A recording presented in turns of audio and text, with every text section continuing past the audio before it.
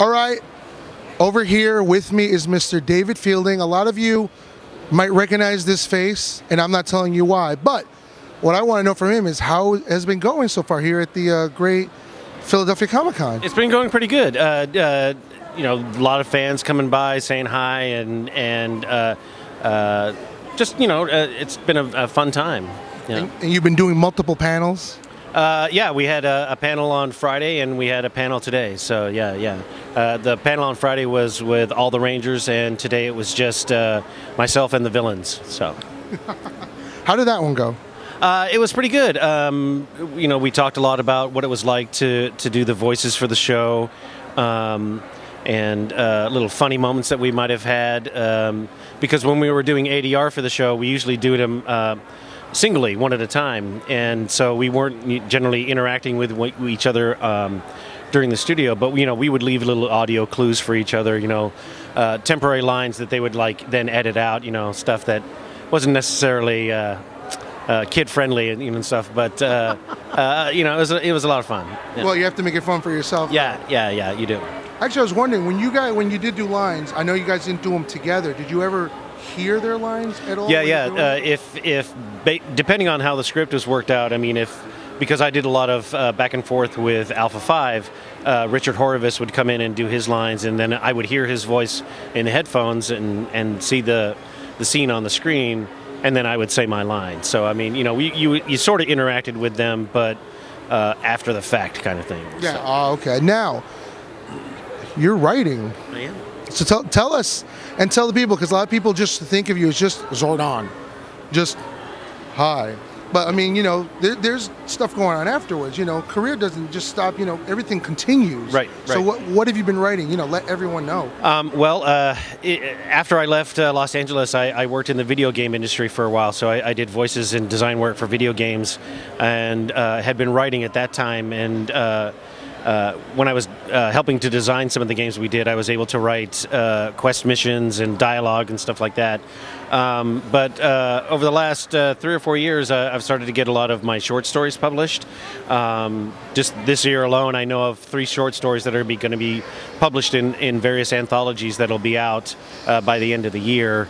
And they generally span some of the genres that I'm very interested in, like speculative fiction or superhero fiction or fantasy. I have a dragon story in a dragon anthology that's coming out.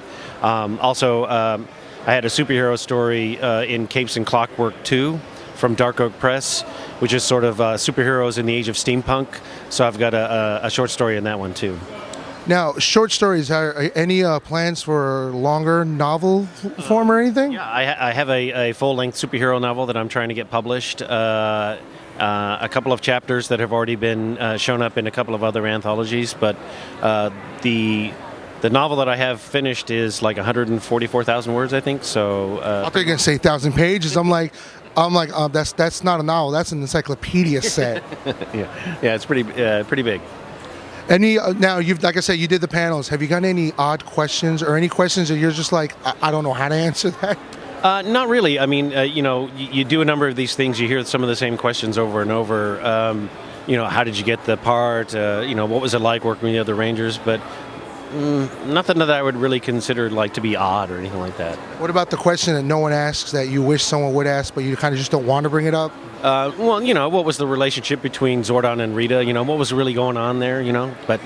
Well, see, I've been thinking about that. Now, I get the feeling that there's a love triangle going on, that the two of them are denying their love to each other, but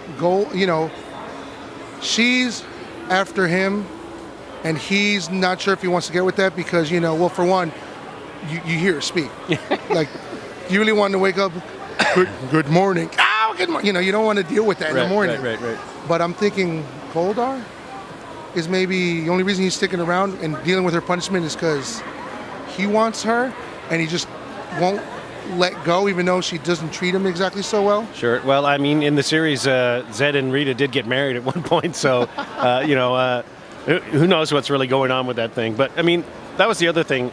Well, to answer your earlier question, one of the things that I wish that people would ask more about is what was the backstory for Zordon? I mean, they didn't really explore that in the series or whatever. So it'd be very interesting to find out, how did he come up with all this stuff? Where did he come from? How did they actually get into the energy tube and the dumpster? I mean, how did that happen? Oh yeah, no, I've heard theories. The one theory was that he was the original Power Ranger, that there was just one, or he was the only sole survivor of the original ones. Because everyone's like, well, where did all this stuff come from? He's there, fine, but who built the stuff? Like maybe he was the mechanic or involved in making them, and then got trapped in there. Does he really care? There's also thoughts of how sadistic is he just to be pulling in 5 teenagers? Well, that's the thing. I mean, in the dark and gritty deboot film that came out not too long ago, that was sort of the premise, is that these kids were unwittingly recruited into this intergalactic war, sort of against their will. But I mean, who knows what the real backstory of that is? I mean, that's something that was never really explored, or and I've seen a number of fanfics and stuff about how Zordon and Rita and Zed and Goldar were all like the original Rangers, and then something happened, and and they turned on one another, and so Zordon was trying to use the Rangers to sort of like keep the good going or whatever. So. I'm not, like, my mind's blown on that thought, on that they were, I'm like, oh. Yeah. So what else is, and now what are you getting back? Are you going to be doing some more voices for anything at all still? Hopefully I have a new demo reel, and I'm shopping that around. So hopefully some new voice work will come along. So. Now, are you looking to do just voice, or are you looking to do some acting, like full body acting, this time? Well, the camera loves certain people, and I don't. Maybe it's just my own self-perception. I don't think the camera likes me very much. But wait, let's get a look at him. Come on, spin around. Let's show the people what they got. Look at this. Come on, there's more than just a face here. Yeah, I mean, I would love to be able to do something in whatever medium that people feel that I could fit into it. But I mean, at my age and having been out of the game for so long, I mean, it would be a kind of an uphill climb. But I mean, it is what it is. So. Hey, look, I'll throw a rope. Well, we can get together. We'll throw ropes up that mountain and we'll climb together. Hey, I mean, if you guys, your Twitter, what's your Twitter again? Zordon 2012. And mine's Luscious Hound. Now check this out. I don't know if you guys have looked. I started a little tiny campaign, which I know you saw, that said bring back the original Zordon for the new Power Rangers movie. And people have been picking it up. Yeah, it's getting retweeted. Yeah. How do you feel about that, though? Well, it would be awesome. I mean, simply for the fans alone to be able to because I've had so many fans ask me, are you going to come back to the show? Would you do the show if they asked you to come back? And my answer is always yes, of course, because for the fans, it would be really exciting to see this character return, or to see the familiar face that they knew from the series, and sort of what they did with the Transformers movie. It gave it much more weight when they actually got the voice of the original Optimus Prime to do it. So I think it put more bodies in the seats. You know what I mean? So. But I mean, who knows what's going to go on? They didn't use Zordon in that short film, though, right? He didn't appear in there. I was like, and they didn't give any backstory as to why he wasn't there either. Right, and I thought that was very interesting because I watched the producer's video about why he did it, and he talked about how Zordon was sort of like manipulating these kids, but he's not in it. It's like they just sort of they just sort of like ignored him. So. I don't know what's going on. Yeah, because they didn't say if he was gone. He's just not around. Like everyone maybe, deleted his number. Maybe they thought it was really silly to try to do like another giant floating head. I don't know. I mean, well, it's a digital age. You could have. So, been doing writing, looking to get back into the work. I didn't realize because you said you did the voiceover in the games. I didn't realize you were so involved even in writing in the games and stuff too. Yeah. I mean, when I was working as a game designer at both Mad Dog Software and Create Studios. I mean, that's part of the design aspect. You have to write dialogue or for quests or just prose that the player will read when they're moving through the game. So yeah, I mean, you have to. It's not just about working with the code or anything like that. So. No, that's cool. I didn't know. That's really neat to know. So now he's done more than just that. And I tell people, if you're a fan, look up. There's more. You know, people got more going on than you realize. I mean, now where can we?